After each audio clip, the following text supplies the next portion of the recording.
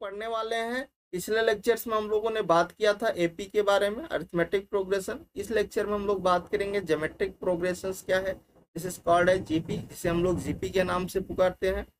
तो जीपी की डेफिनेशन देखते हैं।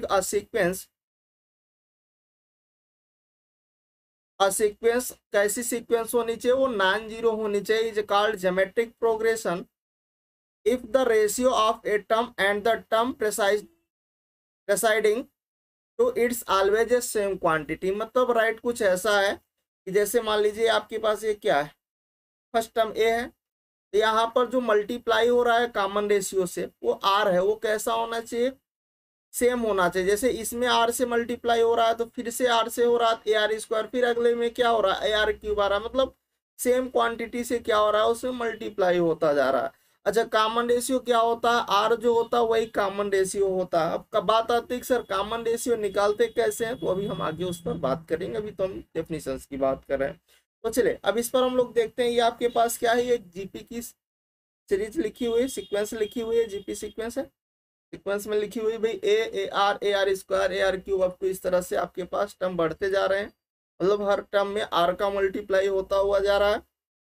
ठीक है, इसका फर्स्ट टर्म क्या है, फर्स्ट टर्म ए है।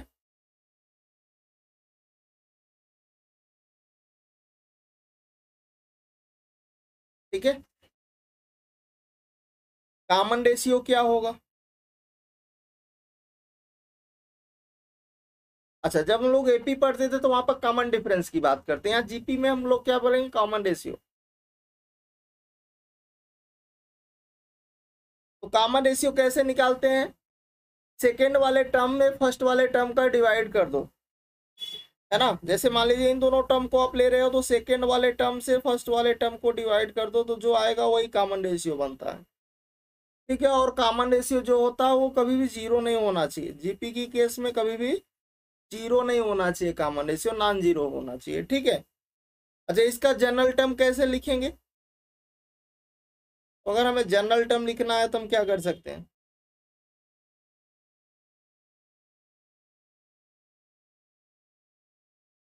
जनरल टर्म को हम लोग टी आर से डिनोट करेंगे। तो क्या होगा, ए आर की पावर एन माइनस वन, ये आपके पास क्या होगा, ये आपका जनरल टर्म होगा। जहां पर ए क्या है, फर्स्ट टर्म, आर क्या है, कॉमन रेशियो है। ठीक है, चले ये जनरल टर्म हो गया। अब हम लोग बात करते हैं नेक्स्ट टर्म की। अगर हमें उसका सम निकालना है, सम ऑफ एन टर्म का, अगर हमें जीपी के एन टर्म का सम निकालना है,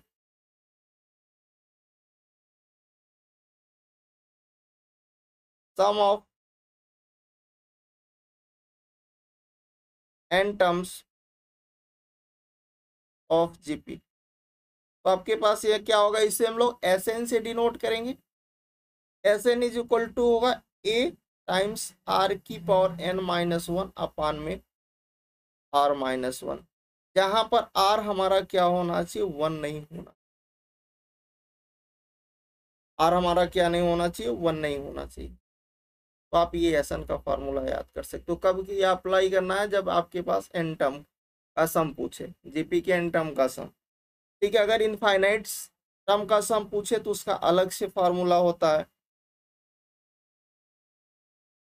सम ऑफ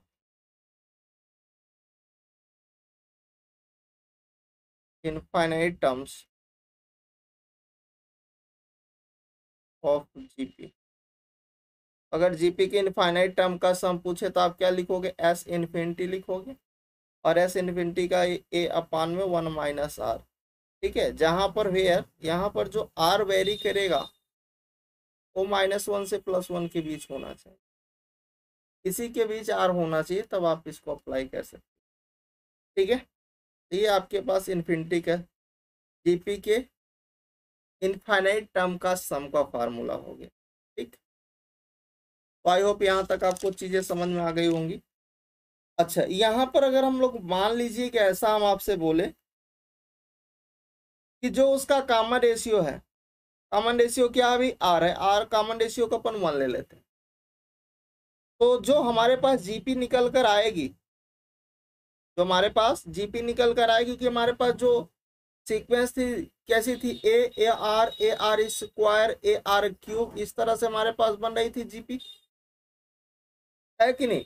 अगर मैं इसके कॉमन रेशियो को 1 ले रहा हूं तो हमारे पास कैसी जीपी आएगी, कांस्टेंट जीपी आएगी। वो कैसी जीपी बनेगी, कांस्टेंट जीपी बनेगी। कैसे बोल पा रहे हैं, देखिए फर्स्ट टर्म क्या था, ए था, आर की वैल्यू 1 रख रहा हूं कॉमन रेशियो को, तो क्या होगा ए यही तो मिलता जाएगा, है ना। तो ये क्या होगा जीपी का, ये ए क्या है, this is for constant term, तो ये आपके पास क्या होगा, कैसी जीपी होगी, एन इंटू ए में कन्वर्ट हो जाए, क्योंकि ए एन टाइम रिपीट कर रहा है, तो कैसी जीपी बनेगी भाई, कांस्टेंट जीपी बन गई। बनी या नहीं बनी, किसी को समस्या है इसमें, नहीं ना।